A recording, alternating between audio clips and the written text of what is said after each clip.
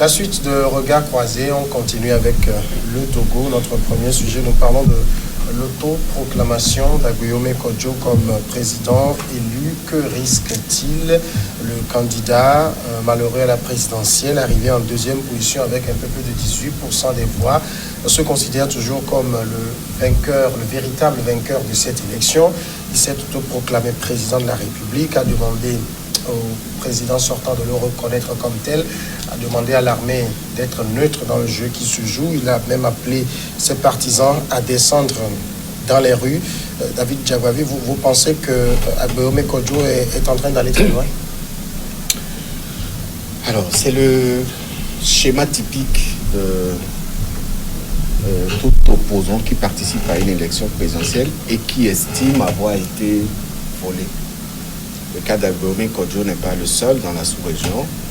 On en a déjà vu dans d'autres pays où des opposants ont réclamé la victoire et se sont autoproclamés président. Ça s'est passé au Gabon avec Champing, ça s'est passé dans d'autres pays aussi, on en a vu.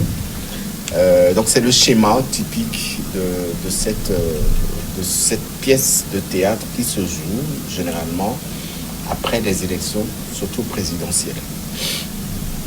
Alors pourquoi Agbéomé se met dans cette position? Parce que il a des comptes à rendre. Il doit justifier sa participation à ces élections.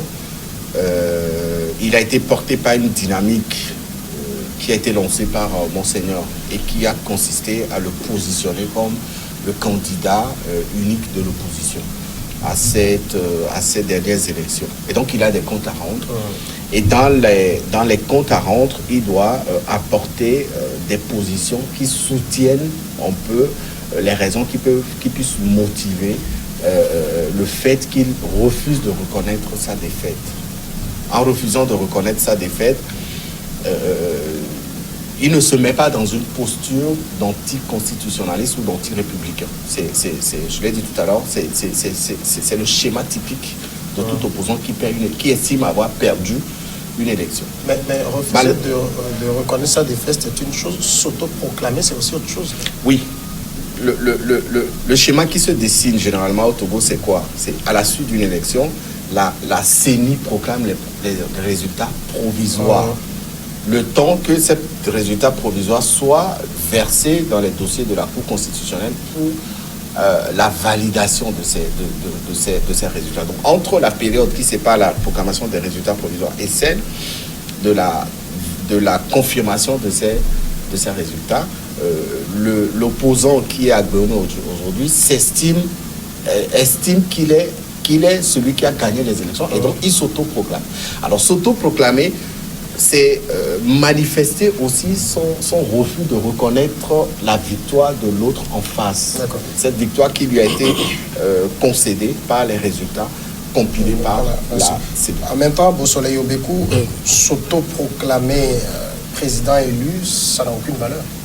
Oui, ça n'a aucune valeur et je dis même que c'est hors de la loi. Il peut pas, et nul ne peut s'autoproclamer président de la République. Et quand l'honorable Agbéomé le fait ainsi, c'est qu'il viole la loi togolaise. Donc, je crois que, comme David l'a dit, à chaque fois après les élections en Afrique,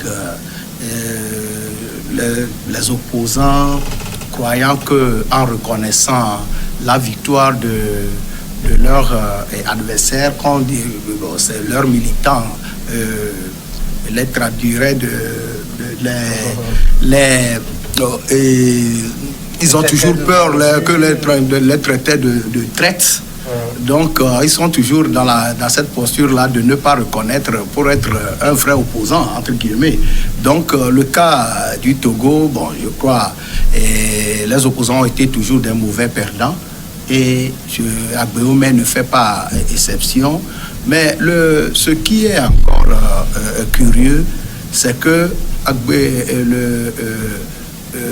le candidat Agbéomé, moi je le dis, peut-être que ça n'engage que moi-même, je dis que lui, il sait pertinemment qu'il ne pouvait pas gagner ces élections.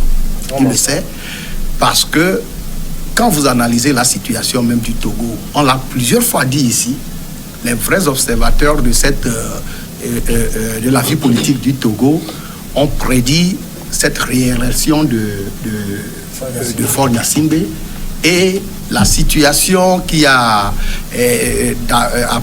avant les élections a montré que l'opposition n'était pas sur le terrain quand unir le parti au pouvoir. Et depuis peut-être un an même avant les élections au niveau des législatives, avant même les législatives, UNIR était sur le terrain pour mobiliser du nord jusqu'au sud. Mais l'opposition dormait. Donc on ne se lève pas à 2 semaines, on l'a toujours dit ici et je l'ai dit moi-même, on ne se lève pas à 2 semaines d'une élection pour aller la gagner.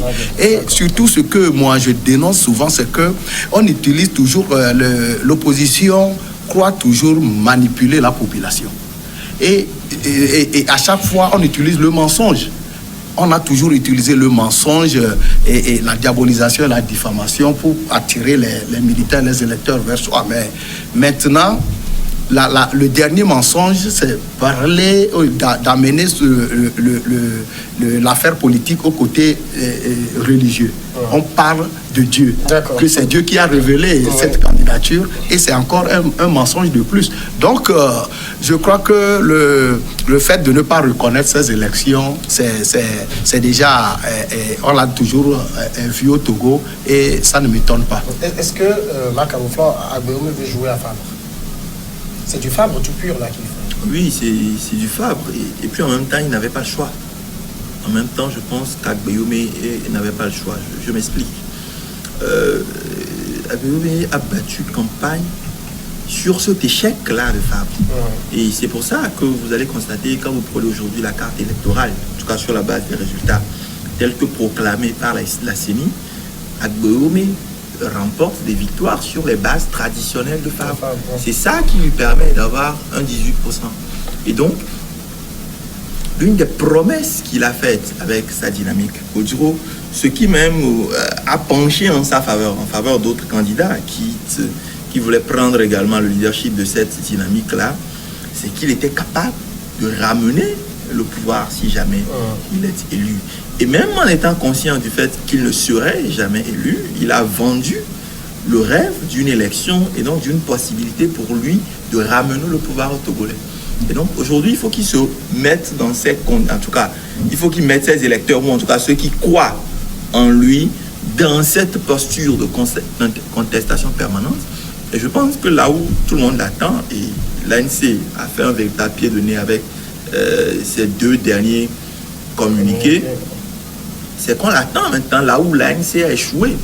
Parce que depuis toujours, l'opposition a toujours réclamé d'avoir gagné, en tout cas depuis 1998, même pour les élections récentes depuis 2005, l'opposition a toujours réclamé. On se rappelle, déjà en 2003, le phénomène Boba Kitani, en 2005, les contestations, ça c'est peut-être un peu polémique, mais déjà même en 2010, on a vu Fabre réclamer ne pas accéder au pouvoir comme il a promis. Et là où beaucoup attendent Fabre, attendent Agbéoumé Kodjo, c'est d'arriver par, je ne sais pas, et ça je pense toujours que c'est une force, une capacité qui est surfaite, ses relations, ses soi-disant relations diplomatiques, son expérience au sein du régime devrait lui permettre de ramener le pouvoir à la maison. Et là où je pense qu'il fait 2 petites erreurs, la première, c'est de compter sur le peuple pour descendre dans la rue.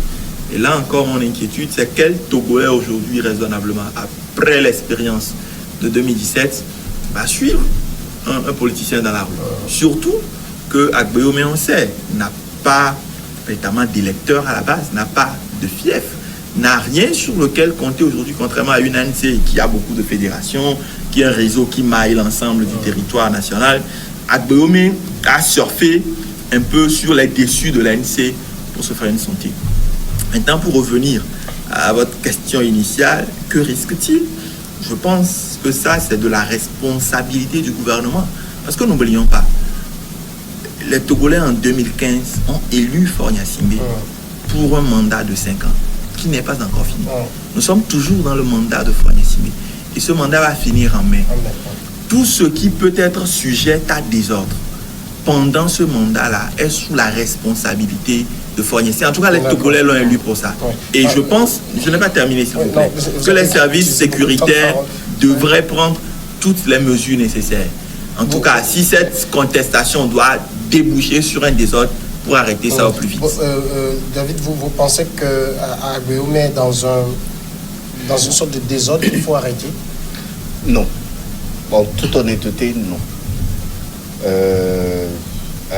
Agbéoumé ne crée pas encore de désordre, parce que le désordre, il est créé lorsque une situation imprévisible se produit. Dans l'état actuel de M. Kodjo, comme je l'ai dit tout à l'heure, il se vend, il se fait de la surenchère. C'est un langage politique. Mais il est aussi rattrapé par les choses qu'il a dites durant la campagne. Si vous sortez à 6h, vous votez à 7h à midi, je vous ramène la victoire. Jean-Pierre Fabre a été incapable par 2 fois de ramener la victoire. Moi, je peux le faire. Aujourd'hui, il se sent obligé. C'était pendant la période de campagne. Les gens ont promis de construire des hôpitaux dans chaque ville. Les gens ont fait des promesses.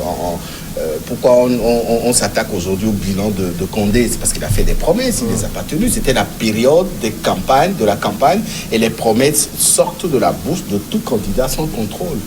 Et donc aujourd'hui, la réalité, elle est là. Il s'en est sorti avec 18%. Il ne peut pas subitement lâcher parce qu'il a des comptes à rendre. C'est toute une dynamique qu'il a portée à cette élection-là. Et donc, ce n'est pas parce que la CENI a donné des résultats que Agbéoumé va se dire « j'accepte, c'est bon, je reconnais, etc. » Non, c'est un langage politique qu'il tient, et c'est le même langage auquel nous sommes habitués depuis 2010 aux élections avec Fabre. Depuis 2015, les mêmes langages ont été tenus avec Fabre. Donc pour moi, il n'y a pas encore de désordre. Et je pense que le gouvernement a compris aussi le jeu auquel ça donne Agbéoumé. C'est pour ça que vous observerez qu'à ce jour, le gouvernement n'a pas encore sorti de communiqué pour dénoncer l'autoproclamation d'Agbéoumé. Il n'y a pas encore de communiqué officiel. Il y a eu des réactions quand même, je pense, Bawara. Il y a eu des réactions. Le chef de l'État lui-même, il a réagi. C'est tout à fait normal. Le ministre Bawara a réagi. Je parle d'un communiqué signé par le gouvernement. Il n'y a pas encore un communiqué officiel. Et je ne sais pas si dans les textes constitutionnels de notre pays, est-ce qu'il est prévu des peines contre tout candidat à une élection présidentielle qui, ayant perdu cette élection, se propose de s'autoproclamer président. Est-ce qu'il y a un texte qui punit cela? Je ne le sais pas encore. Beausoleil, nous sommes quand même au pays de votre président vous parle. Je ne sais pas si vous vous rappelez cette 2005. C'est un peu à ça qu'on assiste. Oui, c'était un peu à ça. Et dans une déclaration de Agbéoumé, il a même fait référence à 1998. Et je crois qu'il s'est toujours présenté au niveau de l'électorat de l'opposition comme il avait les moyens pour pouvoir réussir là où les autres opposants ont échoué. Donc pour lui, c'est le moment de prouver sa capacité et à pouvoir arracher le pouvoir lorsqu'il n'a pas gagné. Donc actuellement, il est dans une position, ça va tout. Je crois qu'il va. Ça s'agit. Non, il va en temps raison d'ici peu, parce que, comme Marc vient de le dire, il n'a même pas de militants. Son parti, il n'a même pas de militants de base sur qui compter pour appeler à des marches ou à des manifestations. Donc, ça ne peut que rester, sa réaction ne peut que rester au niveau des paroles. Alors, il n'y aura pas d'action qui vont suivre. Le fil de votre réflexion, nous partons pour la pause.